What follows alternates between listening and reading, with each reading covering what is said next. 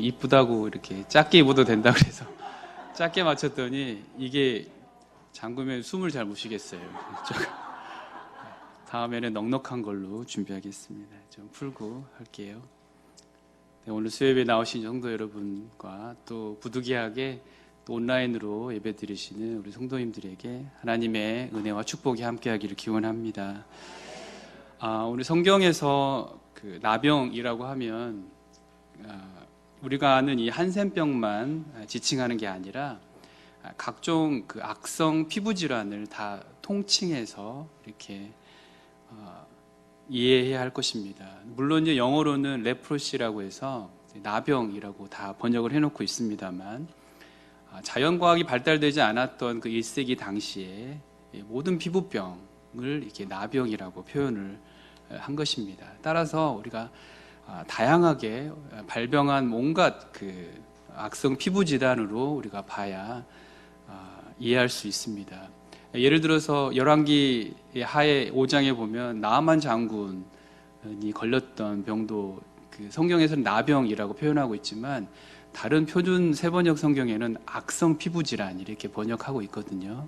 그런 것들을 보아서 우리가 앓고 있는 모든 피부 질환들이 나병으로 표현되고 있는 것입니다. 그래서 좀 번역이 좀 새롭게 바뀔 필요가 있다 이런 말씀 먼저 드립니다. 물론 여러분 그 한센병 잘 아시겠지만 가장 심한 악성 피부병입니다.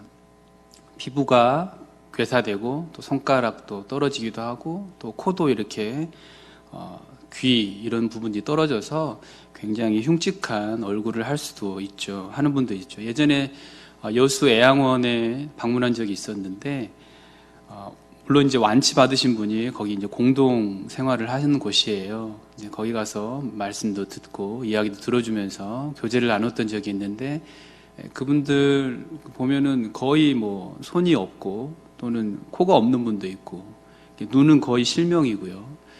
그러는 분들이 대부분인 것을 보게 되었습니다.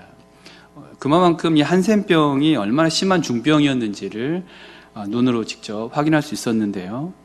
1세기 이 일반 사회에서 여러분 가장 소외되고 고통받는 사람과 그 부류는 누구였습니까? 물론 어린이와 여성들로 성경은 이야기하고 있지만 가장 많이 소외되고 또 사람들로부터 이렇게 외면당하는 부류는 바로 이 피부병 환자들, 나병 환자들이었다는 것입니다. 이것은 하늘의 저주를 받은 사람, 악성 피부병 혹은 한센병 환자들이었습니다. 우리나라도 이런 질병을 하늘이 내리신 벌이라고 해서 천형병이라고 불렀습니다.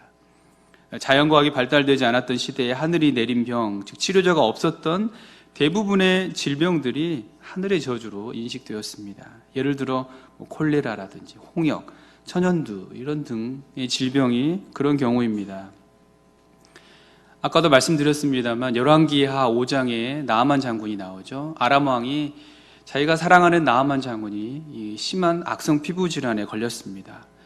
그런데 저 북이스라엘에 유명한 아주 선지자 엘리사가 있는 것을 알고 그에게 보내면서 이스라엘 왕에게 편지를 쓰죠. 그러면서 그쪽으로 우리 장군을 보낼 테니 그의 나병을 고쳐달라 이런 편지를 씁니다. 그 편지를 받고 이스라엘 왕이 내가 신이라도 되는 줄 아는가 하면서 옷을 찢으면서 굉장히 고민하고 힘들어합니다. 그만큼 이스라엘에도 피부질환은 고치기 힘든 병이었고 하늘이 내린 병이라고 하는 그런 인식이 쌓일 만큼 그런 공포의 병이었습니다. 자, 우리가 예수님의 사역과 사건을 접할 때 그분이 언제, 어디서, 또 어떻게 사역하시는지를 자세히 살펴보면 그 사건과 상황에 따라서 같은 치유 사건이라도 그 메시지가 달라질 수 있습니다. 그 독특한 메시지와 교훈을 우리가 발견할 수 있는데요. 성경을 볼 때 우리가 이런 것을 좀 염두에 두고 읽으면 훨씬 더 입체적이고 또 박진감 넘치는 생동감 있는 성경을 우리가 볼 수 있을 것 같습니다. 오늘 이 악성 피부병에 걸린 환자가 주님을 찾아왔어요. 근데 앞선 구절까지 우리가 보면은 회당에서 귀신 들린 사람, 더러운 귀신 들린 사람 쫓아내시고, 또 이제는 시몬의 집에 가서 그 시몬의 장모의 열병을 고치시죠. 그런데 이 40절에는 갑자기 장면이 바뀌면서 장소가, 병자가 이 주님을 찾아온 것을 기록하고 있는데 장소가 어딘지 기록을 해놓지 않고 있습니다. 앞서 회당에서는 더러운 귀신 들린 자를 고쳐주시고, 연이어 시몬의 장모의 열병은 가정에서 고쳐주셨습니다. 회당과 사적인 공간인 가정. 그런데 이 두 장소에는 공통점이 있습니다. 그 공통점은 조직이고, 그 다음에 공동체고, 함께 더불어 있는 곳입니다. 그런데 이 마가는 왜 이 피부병 환자를 앞선 치유와 기적 사건에 이어서 기록했을까? 여러분, 여기에 이 마가 신학을 이해하는데 아주 중요한 포인트를 발견하게 되는 것입니다. 아시는 대로 이 악성 피부병에 걸린 사람들은 어떤 조직에도 속할 수가 없는 사람들이었어요. 회당은 물론이고 가족 공동체로부터 격리되어야 했습니다. 얼마나 사회적으로 왕따 당했을지 우리 알 수 있습니다. 자, 실제로 레위기에서는 어떻게 이 나병 환자들을 격리시켜 놓고 있는지 레위기 말씀을 한번 찾아보겠습니다. 레위기 13장 45절에서 46절을 다 같이 보겠습니다. 네, 45절부터 46절 같이 읽겠습니다. 나병 환자는 옷을 찢고 머리를 풀며 윗입술을 가리고 외치기를 부정하다 부정하다 할 것이요 병 있는 날 동안은 늘 부정할 것이라. 그가 부정한즉 혼자 살되 진영 밖에서 살지니. 자, 여기서 옷을 찢는 것은 회개하는 것을 가리킵니다. 머리를 푸는 것은 병으로 이그러진 얼굴을 가려야 했습니다. 그리고 윗뉴스를 손으로 가리고 나는 부정하다, 나는 부정하다. 사람들 지나갈 때마다 나는 불결하다, 나는 부정하다 이렇게 이야기를 했었어요. 그냥 병에 걸리면 가만히 있어도 정말 괴롭고 힘든데 사람 지나갈 때마다 다닐 때마다 나는 부정하다, 나는 부정하다 이렇게 해야 했어요. 이게 얼마나 괴롭고 힘든 일이겠습니까? 입을 가리는 것은 이 병이 전염되는 것을 막기 위함이었습니다. 우리가 기침을 할 때 예전에는 재채기도 이제 마음껏 했는데 코로나 때문에 어떻게 해야 돼요? 이렇게 해야 되잖아요. 이렇게.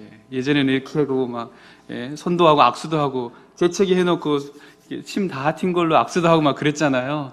지금은 이렇게 악수하면 어때요? 요거도 먹잖아요. 눈총 이렇게 받고. 요즘은 이렇게 예의를 지켜야 됩니다. 마찬가지였습니다. 이 나병 걸린 사람은 이 뉴스를 손으로 가리고 나는 부정하다 부정하다 했어요. 절대 침이 다른 곳으로 튀어야 하는 것을 가려야 했기 때문입니다. 그게 아니더라도 고통이 나고 또 피부진화로 비뚤어진 이 얼굴을 보이는 것 자체가 그들에게는 굉장히 괴로운 일이었습니다. 당시에 가장 고치기도 어렵고 사람들에게 따돌림 당하는 이 대표적인 그 사람들이 악성 피부병 환자들입니다. 레위기 말씀에 병 있는 날 동안 늘 부정할 것이라고 했는데 평생 그렇게 병이 낫지도 않고 마을 밖에서 홀로 지내다가 죽는 백성들이 얼마나 많이 있었겠습니까? 지금 전 세계적으로 유례를 찾아볼 수 없을 만큼 이 코로나 팬데믹으로 인해서 세계와 한국 사회 역시 힘들어하고 있습니다. 이런 상황에는 격리해야 하는 것이 마땅한 조치이죠. 네, 그걸 무시하고 막 돌아다니면 모두에게 큰 피해를 입히고 또 자신도 돌이킬 수 없는 고통이 따르기 때문에 모두가 조심하고 있는 상황입니다. 그런데 오늘 본문의 이 악성 피부병 환자에게 예수님께서 손을 내밀어 치유해 주셨습니다. 먼저 나병 환자의 요청이 있죠. 원하시면 저를 깨끗하게 하실 수 있나이다. 세번역 성경에는 이렇게 기록되어 있습니다. 선생님께서 하고자 하시면 나를 깨끗하게 해 주실 수 있습니다. 여러분, 이렇게 말하는 그 사람에게 무슨 일이 있었던 것일까요? 그것은 누구도 고치려고 시도하지 않았던 것입니다. 만나는 것 자체가 불가능했던 사람이었기 때문이에요. 불결한 사람을 누가 만나려고 시도했겠습니까? 그런데 예수님이 그를 불쌍히 여겨서 그의 손을 잡아 일으켜 주시고 그를 고쳐 주신 거예요. 이것이 오늘 본문의 핵심입니다.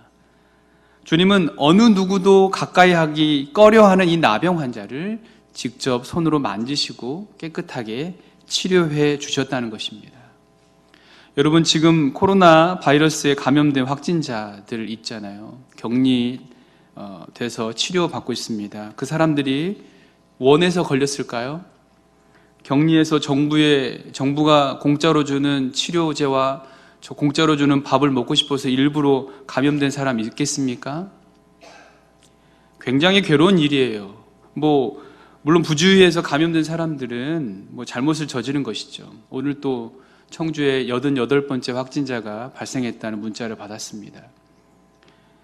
그분들이 여러분 치료기관에 입원할 때는 아무것도 못 가지고 들어가요. 퇴원할 때 가지고 나갈 수 없기 때문입니다. 만약에 가져간 거 있으면 다 이렇게 반납하고 태워야 된다고 해요. 만약에 가지고 나오는 예를 들어 휴대폰이나 이런 기기 같은 경우는 철저히 소독한 다음에 가지고 나갈 수 있다고 합니다. 그런데 격리되어 치료받으면서 여러분 뭐 할 게 있겠습니까? 하루 종일 심심해요.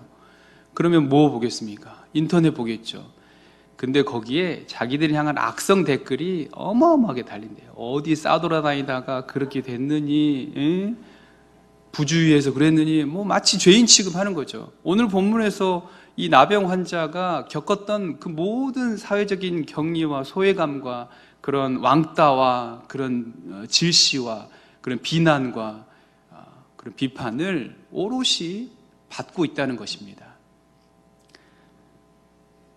안 그래도 힘들어하고 있는데 그런 정신적인 스트레스 때문에 굉장히 힘들어하고 있어서 정신과 상담을 병행하고 있다고 합니다. 심지어 완치 판정을 받고 나와도 직장 동료들에게 따돌림 당한다는 거예요. 이 사람은 한 번 걸린 사람이 언제 또 우리에게 옮길지 몰라, 이런 불안감 때문에 그 사람하고 가까이 하려고 하지 않는다는 거예요. 안 그래도 힘든데 직장 동료들까지 나를 멀리하고 있다는 것을 느낄 때 그 사람은 얼마나 힘들겠습니까? 이거는 완전한 2차 피해인 거죠. 우리도 은연중에 그들을 비난하고 조롱하고 정죄하고 그런 모습은 아닌가 한번 생각해 봐야 하는 것입니다. 만약에 우리 성도들 가운데 코로나에 감염된 사람이 나왔다고 가정해 보겠습니다. 당연히 격리 조치를 취해서 치료를 받아야겠죠. 그리고 치료 과정을 거쳐서 완치 판정을 받고 교회에 돌아옵니다. 여러분은 예전처럼 아무렇지도 않게 그 사람을 환영하고 서로 악수도 하고 식사도 거리낌 없이 하실 수 있겠습니까? 자신 있습니까? 모르긴 몰라도 은근히 경계할지도 모르겠습니다. 여러분, 이처럼 고대 이스라엘 사회에서 병에 걸린 사람들은 하늘의 저주를 받았기 때문에 율법에 의해서 철저히 격리시키고 그들을 배제했습니다. 당시에는 그게 당연한 조치였어요.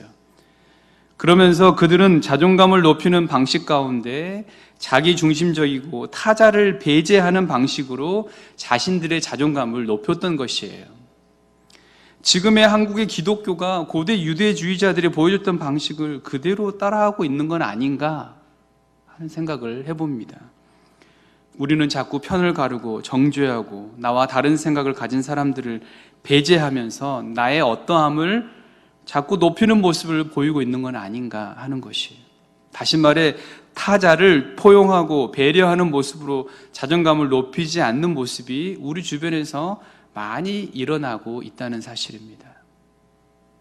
사랑하는 성도 여러분, 그러므로 자기중심적이고 타자를 배제하는 신앙 형태에서 벗어나 남을 배려하고 포용하는 그런 모습으로 나아가야 할 줄 믿습니다. 이스라엘 백성들 선민의식 그리고 자가당착적인 그런 신앙의 모습 가지고 있었습니다. 우리 또한 그런 모습은 아닌가. 기독교 신앙의 핵심은 포용하고 끌어안으면서 희생할 때 그 가치가 높아졌습니다. 또한 사랑의 종교로 인정받을 수 있었던 것을 우리는 기억해야 합니다. 시대는 발전해 왔고 인류는 계속해서 변화와 성장을 해왔습니다. 신앙의 전통을 계승하는 것은 좋은 것입니다. 그러나 행위와 방식은 시대의 변화에 따라 적용점이 달라져야 합니다. 예를 들어 봅니다. 제가 뉴질랜드에서 사역할 때 교회에서 성찬식을 했어요. 그런데 성찬을 준비하는 권사님이 빵과 포도 주스를 준비해 온 거예요. 우리는 상식적으로 볼 때 빵은 우리와 동일한 거지만 포도주를 사용하잖아요. 근데 뉴질랜드는 포도 주스를 사용하는 겁니다. 궁금해서 왜 그러냐고 물어봤더니 그게 그 나라 법이래요. 교회에서 성찬식을 할 때 술을 사용하면 안 된다고 합니다. 왜 그러냐고 알아봤더니 우리나라에도 그런 사람이 많지만 거기에도 알코올 중독자가 많습니다. 그래서 회심하고 돌아온 교인들 가운데 치료 중에 있거나 완전히 알코올 중독에서 벗어난 사람들이 있을 수 있다는 거예요. 그런데 그 사람들이 성찬식에 참여하면서 알코올을 입에 대는 순간 이게 확 돌아간다는 말이에요. 사람이 예전 기억을 떠올린다는 거예요. 그래서 갑자기 알코올이 당기는 효과가 있다는 거예요. 그래서 법적으로 제재를 하고 그것을 포도 주스로 사용하게 됐다는 것입니다. 자, 그런데 예수님 당시에 우리가 성만찬하면서 예수님이 포도주, 떡과 포도주를 나누어서 영원히 기념하라는 이 말씀이 오늘 우리가 성찬식을 사용하면서 포도주를 사용하지 않았다고 해서 우리의 신앙이 아무것도 아닌 것이 되는 건가요? 마찬가지로 신앙의 시대가 변함에 따라 이러한 형식과 내용들은 충분히 바꿀 수 있다는 거죠. 만약에 그것이 아무것도 아닌 신앙이 된다고 하는 생각을 가진 것이야말로 정말 경직된 사고방식이겠죠. 시대가 변화되고 상황이 바뀌는 것에 따라서 우리의 내용이나 형식은 얼마든지 변화할 수 있습니다. 이것이 우리 기독교 신앙의 핵심이며 가치라는 사실을 기억해야 합니다. 1세기 예수님 시대의 병이 걸리면 삼중 고통을 당했어요. 병에 걸리면 몸이 물론 아프겠죠. 그리고 가족과 공동체를 떠나야 했습니다. 따로 살아야 하는 이 사회적 격리를 당해야 했습니다. 그리고 마지막으로 종교적으로 정죄를 당했어요. 불행을 죄에 따른 벌로 뒤집어 씌웠습니다. 그러니 얼마나 괴롭겠습니까? 정말 살 수 없을 것입니다. 따라서 손을 잡아 이끄신 예수님의 행동은 이 세 가지를 모두 회복시키신 사건인 거예요. 몸을 회복시키고 사회적인 모든 격리로부터 해방시키시고 종교적인 정죄로부터 주님이 온전히 회복시키시는 놀라운 사건이 손을 잡아 이끌어낸 사건이라는 것입니다. 아픔에서 해방시켜 주시고 사회적으로 격리된 환자의 집단 따돌림과 공동체성을 회복시키신 것이고 또 제사장에 가서 보여주며 자유인으로 회복시키신 것은 종교적 정죄로부터 회복시키신 예수님을 보여주고 있는 것이에요. 무엇보다 주님이 손을 내미는 행동은 이 피부병에 걸린 사람이 정말 무지막지하게 받고 있었던 이 사회적 차별과 낙인에서 해방시키신 모습인 것입니다. 그런데 오늘날 주님이 피부병 환자에게 손을 내밀어 회복시키신 사건을 우리가 문자 그대로 받아들여서 전염성에 매우 강한 코로나 환자의 손을 잡고 기도해서 낫게 한다고 해서 손을 잡고 기도하면 되겠습니까? 우리는 이것이 매우 비이성적이고 아주 무식한 행동이라는 것을 잘 알고 있습니다. 누구도 이런 방법에 동의하지 않을 것이에요. 하지만 이번 코로나 초기에 인터넷에 떠도는 치료 방법을 진짜인 줄 알고 사용하다가 피해본 사람들이 얼마나 많은지 모르죠. 소금물로 교인들을 소독시킨다고 막 뿌리다가 집단 감염이 일으켰습니다. 에탄올을 물에 섞어 마시면 바이러스를 죽일 수 있다는 것을 따라하다가 사망했죠, 사람들이. 또 야외에서는 코로나가 전혀 걸리진 법이 없다는 확신으로 수많은 사람들이 모였다가 대한민국 전체에 큰 민폐를 끼친 일도 있었습니다. 이런 것들을 우리가 잘 구별해야 한다는 것이에요. 자, 본문으로 돌아와서 이제 44절에 예수님은 이 악성 피부병에서 나은 사람에게 뭐라고 말씀합니까? 아무에게 아무 말도 하지 말라고 명하시면서 제사장에 가서 몸을 보이고 모세가 명한 것을 드려 그들에게 입증하라 이렇게 말씀하셨습니다. 예수님이 아무에게도 말하지 말라고 하신 이유는 우리가 두 가지로 이해할 수 있습니다. 첫째, 예수님의 사역의 본질을 왜곡시키지 않기 위해서입니다. 예수님의 사역의 본질은 기적을 통한 병고침이 아니었습니다. 주님의 오심은 회개와 죄의 사함을 통해 하나님 나라의 복음을 확장시키고 사람들에게 생명을 주는 일을 하기 위함이었기 때문입니다. 주님의 존재가 그렇게 알려지다 보면 본질은 망각해버리고 예수님은 한마디로 용한 의원 정도로만 사람들에게 인식될 수 있었던 것이죠. 주님은 사람들의 이 본질을 망각하고 자기들 소원만 이루기 위해 예수님을 찾아오는 것을 철저히 경계하신 것입니다. 또한 피부병에서 고침받은 받은 사람을 보호하기 위한 조치이기도 했습니다. 둘째로 주님의 때가 아직 이르지 않았기 때문에 그렇게 말씀하신 것입니다. 마가복음은 여러 번에 걸쳐서 이 사실을 강조합니다. 3장 12절과 8장 30절에도 동일하게 경계하고 있습니다. 왜냐하면 예수님은 메시아로서 자기의 정체성을 인지하지 못하거나 확신이 없었기 때문이 아니라 하나님이 정하신 그 시기를 기다리기 위해서 아무에게나 말하지 말라고 말씀하신 것입니다. 또한 모세가 명한 것, 그것은 레위기 14장 4절에서 말씀하고 있는데 제사장은 그 정결함을 받을 자를 위하여 명령하여 살아있는 정결한 새 2마리와 백향목과 홍색 실과 우슬초를 가져오게 했습니다. 그리고 난 후에 8일 후에 흠없는 어린 순양 2마리와 암양 1마리를 가져오게 했습니다. 그리고 제사장은 제물을 드리기 전에 자신의 병이 나았음을 보이도록 확인받도록 했습니다. 예수님은 이런 구약의 제의적 행위가 필요한 분은 아니었습니다. 멜기세덱의 반차를 따른 대제사장이죠. 하지만 병고침 받은 사람에게 이 율법의 규정을 지키도록 명하신 것은 율법을 파괴하려는 목적이 아니라 그 율법을 완성시키기 오셨다는 것을 알리고자 하신 것입니다. 한마디로 예수님의 이 치유의 완전성을 보여주고 있는 내용입니다. 자, 이런 이유로 피부병에서 치유받은 사람에게 제사장에게 먼저 가서 보이라고 하신 것입니다. 그런데 그 사람이 어떻게 합니까? 오히려 자기 병이 예수라는 젊은 랍비에 의해서 나았다고 여기저기 이야기하고 다닙니다. 사실 우리 가운데 이 사람의 입장이었다면 정말 외면당하고 격리당하고 또 종교적으로 정죄받았던 이 나병 환자가 어느 한 젊은 용한 의원이 나를 치료해 줬어요. 그럼 얼마나 감사하겠습니까? 얼마나 기쁘겠어요. 방방곡곡을 다니면서 간증 집회하고 돌아다니지 않았겠습니까? 그분이 나를 어떻게 이 질병으로부터 해방시켜 줬는지, 어떻게 종교적으로 또 내 영적으로 내 상한 마음까지도 치유해 주셨는지를 막 여기저기 이야기하며 다녔을 거예요. 이 사람도 마찬가지였다는 거죠. 그동안 병에 걸려 몸이 아픈 것도 말할 수 없습니다. 가장 힘들었던 것은 사회적으로 격리당하고 소외당했던 일이었겠죠.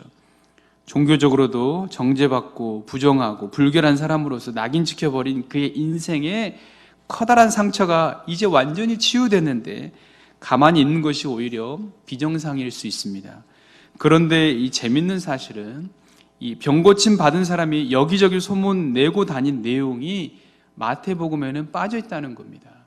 마태복음은 예수님께서 말씀하신 내용으로 끝이 나고 있어요. 그 사람이 어떻게 했다더라 이런 내용이 나와 있지 않습니다. 마태복음 8장에 보면 동일한 사건이 있는데 마태는 그 뒤에 있는 내용을 뺐어요. 왜 뺐겠습니까? 자, 여기에서 마태와 마가의 신학적 경향 그리고 그 성경을 기록한 관점의 차이가 있습니다. 마태복음은 그 성격이 유대인을 위한 복음서예요. 그래서 1장부터 예수님의 족보를 제일 먼저 기록하고 있습니다. 그래서 예수님이 다윗의 자손임을 강조하고 있습니다. 그런데 그런 마태복음의 특성상 이 복음의 선포는 예수님이 하시거나 예수님의 제자가 하거나 혹은 유대인 가운데 이루어져야 한다는 것이죠. 기본적으로 그렇게 사상을 깔고 있습니다. 반면에 이 마가복음의 신학적 특성은 섬김의 종으로 오신 예수님을 강조하고 있습니다. 그래서 마가복음에 등장하는 모든 사람들에게도 적용하고 있는 것을 우리가 발견할 수 있습니다. 앞서 시몬의 장모가 열병에서 고침받은 후 어떻게 합니까? 순종하고 예수님을 따르는 제자들을 섬겼더라, 이렇게 기록하고 있잖아요. 섬기더라. 당시 사회적 약자로 취급받던 여성이 예수님을 섬기는 모습을 기록하고 있습니다. 그런데 이번에는 사회적이고 그리고 종교적으로 격리되고 정죄받았던 이 악성 피부병 환자가 고침받아서 복음을 선포하고 있다는 것입니다. 마가는 이것을 강조하고 싶었던 거예요.